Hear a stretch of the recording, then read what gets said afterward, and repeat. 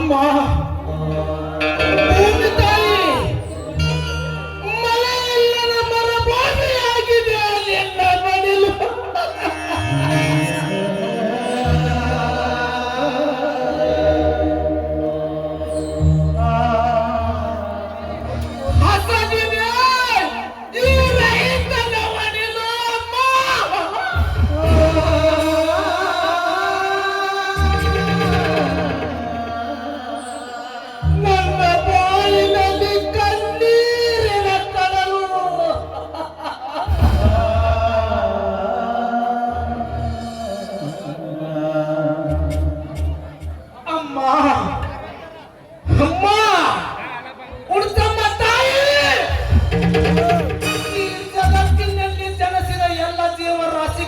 ಅನ್ನ ಹಾಕುವ ಅನ್ನದಾತನಿಗೆ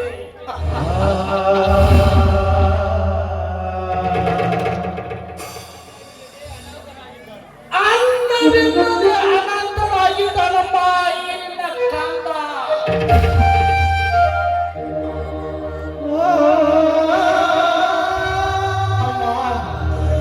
ಅಮ್ಮ ಇಂದು ಈ ರೈತನ ಕಣ್ಣೀರ ಬಸಿದು ಇಂದು ಈ ರೈತ ಹಾಕಿದ ರಕ್ತ ಕಣ್ಣೀರಮ್ಮ, ರೈತ ಹಾಕಿದ ರಕ್ತ ಕಣ್ಣೀರು.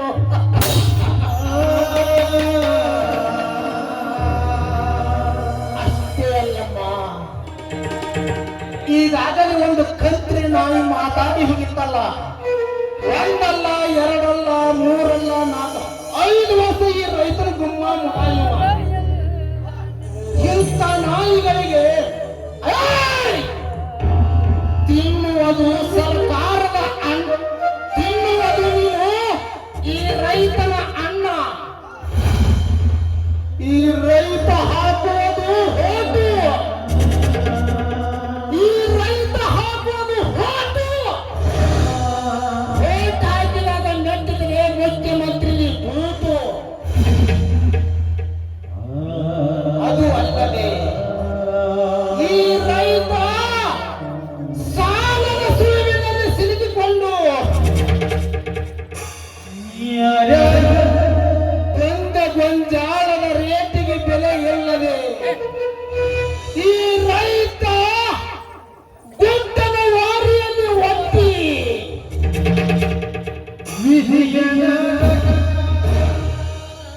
ಗುಡ್ಡದ ವಾರಿಯಲ್ಲಿ ಗೊಂಜಾಳದ ರಾಶಿಯನ್ನು ಒತ್ತಿ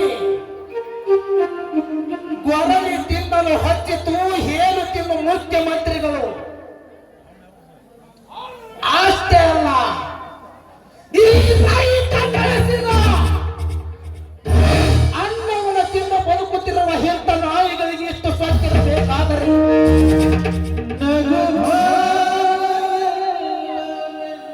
ಈ ರೈತ ಸ್ವತಃ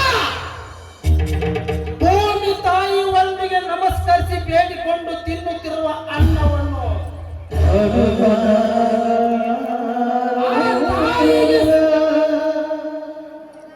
ಆ ತಾಯಿಗೆ ಸೆರಗೊಟ್ಟಿ ಬೇಡಿ ನಾ ದುಡಿದು ತಿನ್ನುತ್ತಿರುವ ರೈತ ನಾನು.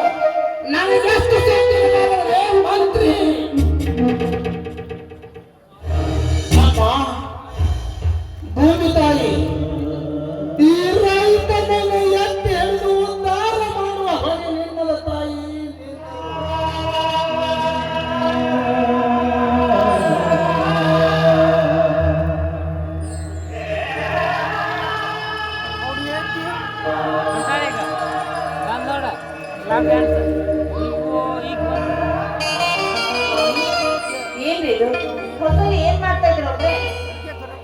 ಬಿಸಿಲಿನಲ್ಲಿ ಬರಗಾಲಿನಲ್ಲಿ ನೇತು ಬರಲು ಹೋಗಿ ಪ್ರೇಮ,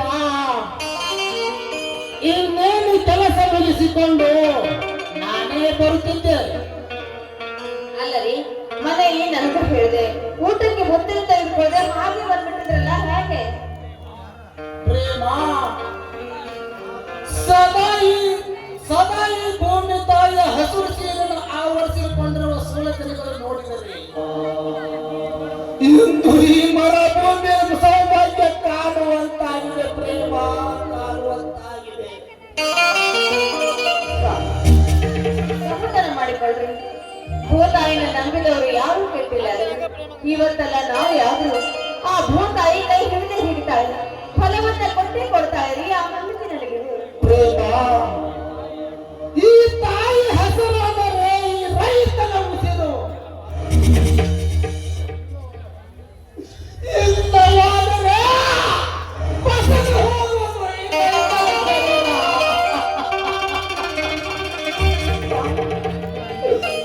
ಅಂತವರಲ್ಲಿ ಒಂದು ಯಾವಾಗ ಬರುತ್ತದೋ ಆಗ ತಾಯಿ ತಮ್ಮನಿಗೆ ಗೊತ್ತು. ಸ್ವಾಮಿ, ಸಮಾಧಾನ ಮಾಡಿಕೊಳ್ಳಿ, ಸಮಾಧಾನ ಮಾಡಿಕೊಳ್ಳಿ. ಅಲ್ಲ, ನೀವೇ ಇಷ್ಟಕ್ಕೆ ನೊಂದು ಹೊತ್ತು ಈ ರೀತಿ ಮನಸ್ಸಿಗೆ ಬೇಜಾರು ಮಾಡ್ಕೊಳ್ಳಿ. ನಾಳೆ ಏನಾದ್ರೂ ಅನಾಹುತ ಹೌದು, ನಮ್ಮ ಗತಿ ಇಲ್ಲ. ನಿಮ್ಮನ್ನೇ ನಂಬಿ ಬದುಕ್ತಾ ಇರೋ ನಾನೇನ್ ಮಾಡ್ಬೇಕು ನೀವೇ ಹೇಳಿ. ಪ್ರೇಮ, ಹುಟ್ಟಿದ ಹುಣವನ್ನೇ ಸಾಯಲೇಬೇಕು, ಕಟ್ಟಿದ ಮನೆಯನ್ನೇ ಕುಸಿದು ಬೀಳಲೇಬೇಕು. ಒಂದಿಲ್ಲ ಒಂದು ದಿನ ಈ ಮಣ್ಣಿನ ಕಲೆ ಮಟ್ಟಿ ಹೋಗಲೇಬೇಕು. ಸಮಾಧಾನ ಮಾಡ್ಕೊಳ್ಳಿ. ಯಾಕೆ ಇವತ್ತು ಒಂಥರ ಮಾತಾಡ್ತಾ ಇದ್ದೀರಾ? ಈ ಜಗದಲ್ಲಿ ಜೀವನ ಜಿಗುಪ್ಸೆ ಜಾಸ್ತಿ ಆಗಿದೆ ಪ್ರೇಮ, ಜಾಸ್ತಿ ಆಗಿದೆ. ಹೇಗೆ ಬಾಳಬೇಕೆನ್ನುವುದೇ ಈ ದಯಾವಂತನಿಗೆ ಅರಿಯಲಾಗಿದೆ ಪ್ರೇಮ, ಅರಿಯಲಾಗಿದೆ. ಸಮಾಧಾನ ಮಾಡಿಕೊಳ್ಳಿ. ನೋಡಿ, ಕಷ್ಟ ಕಾರ್ಪಣ್ಯಗಳು ಮನುಷ್ಯನ ಜನ್ಮಕ್ಕೆ ಬರೋದು ಸಹಜ. ಹಾಗಂತ ಕುಂದಬಾರದು. ಧೈರ್ಯದಿಂದ ಎದೆಗೊಟ್ಟು ಮುನ್ನಗ್ಗಿ ನಡೆಯಬೇಕ್ರಿ. ಅಂತಾದ್ರೆ ಮಾನವರಾಗಿ ಹುಟ್ಟಿದಕ್ಕೂ ಜನ್ಮ ಸಾರ್ಥಕ, ಅಲ್ಲಿಗೆ ಇನ್ನರ ಜನ್ಮ ಸಾರ್ಥಕ ಆಗುತ್ತೆ. ಪ್ರೇಮ, ಈ ಸಂಸಾರ ಎನ್ನುವುದೊಂದು ಸಮುದ್ರವಿದ್ದಂತೆ. ಅದರ ಸುಳವಿಗೆ ಸಿಲುಕಿ ಸಾಯುವುದು ನೂರಕ್ಕೆ ನೂರಷ್ಟು ಕಟು ಸತ್ಯ ಪ್ರೇಮ, ಕಟು ಸತ್ಯ. ಸಂಸಾರ ಎಂಬ ಈ ಅಕ್ಷರದಲ್ಲಿ ನಡುವಿನ ಸೊನ್ನೆಯನ್ನ ತೆಗೆದ್ರೆ ಅದೇ ಸಂಸಾರ ಸಂಸಾರ ಆಗುವುದು. ಇಲ್ಲ ಅಂದ್ರೆ ಅದು ಸಾಗರವಾಗಿ ನಮ್ಮನ್ನೇ ಮುಳುಗಿಸುತ್ತದೆ. ಪ್ರೇಮ, ಎಷ್ಟೊಂದು ಅರ್ಥಗರ್ಭಿತವಾಗಿ ಮಾತನಾಡಿದೆ.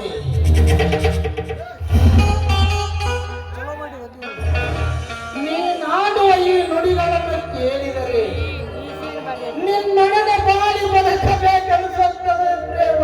ನನ್ನ ಮನ ಬಾಳೆ ಬದುಕುವುದಷ್ಟೇ ನಾನು ನಿರ್ಧಾರ ಮಾಡಿಬಿಡಿ. ಬದುಕಿದ್ರೆ ನಿಮ್ಮ ಜೊತೆಗೆ, ಪ್ರಾಣ ಹೋಗುವ ಸಮಯ ಬರುತ್ತೆ, ಸತ್ತರೆ ನಿಮ್ಮ ಜೊತೆಗೆ ಸ್ವಾಮಿ. ಪ್ರೇಮ, ನನ್ನೊಂದು ಕೊನೆಯ ಆಸೆ.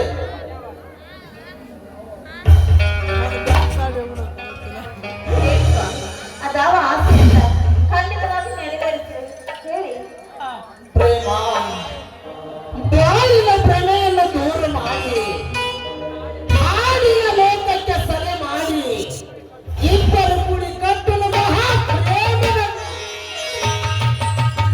ಅಲ್ಲರಿ, ನೀವೇ ಕವಿಯಾಗಿ ಸುದ್ದಿ ಬಳಸಿ ಮಾತನಾಡಿದ್ರೆ ಹೇಗೆ ಅರ್ಥ ಆಗ್ಬೇಕು? ನೇರವಾಗಿ ಹೇಳಬಾರ್ದು ಅದೇನು ಅಂತ ನಿಮ್ಮ ಹೆಂಡತಿಗೆ. ಪ್ರೇಮ, ಈ ತಂಪಾದ ಹೊತ್ತಿನಲ್ಲಿ ಇಂಪಾದ ಪದವನ್ನು ಹಾಡಿ ತೃಪ್ತಿಪಡಿಸಬಲ್ಲ. ಆಗ್ಲಿ ಪತಿದೇವ, ನಿಮ್ಮ ಆಸೆ ನನ್ನ ಆಸೆ. ಪ್ರೇಮ ಗಂಗ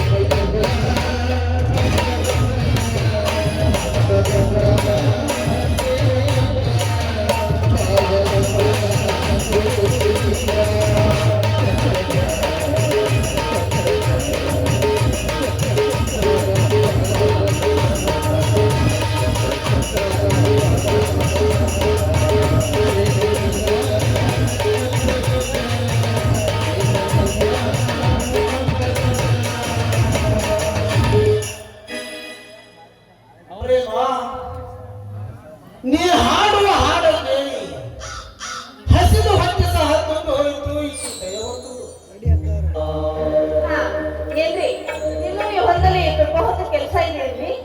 ಪ್ರೇಮ, ಇನ್ನು ಸ್ವಲ್ಪ ಕೆಲಸವಿದೆ, ಅದನ್ನು ಮುಗಿಸಿಕೊಂಡು ಆಮೇಲೆ ಬರ್ತೇನೆ. ನೀನೀಗ ಮನೆಗೆ ಹೋಗೋ ಬಾಳ ಅನ್ಕೋತಿ. ಆಯ್ತು, ನಾನಲ್ಲ ತಡೆಯೋದು ನೀವು. ಹುಷಾರು, ಹೊಲದಲ್ಲಿ ಒಬ್ಬರೇ ಇರ್ತೀರಾ, ಬಹಳ ಕೆಲಸ ಮಾಡಬೇಡ್ರಿ. ಬೇಗ ಮನೆಗೆ ಬಂದ್ಬಿಡ್ರಿ. ನಿಮಗಾಗಿ ಕಾಯ್ತಾ ಇರ್ತೀನಿ. ಬರಲ್ಲ?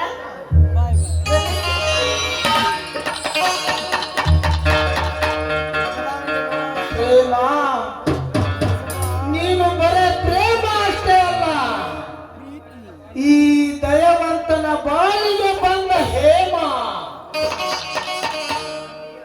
ನೀನು ಸತಿಯಾಗಿ ಸ್ವೀಕರಿಸಿದ್ದು ಈ ದಯವಂತನೇ ಸೌಭಾಗ್ಯವಂತ. ತಾಯಿ ಕುಡ್ತಮ್ಮ ದೇವಿ ಸದಾ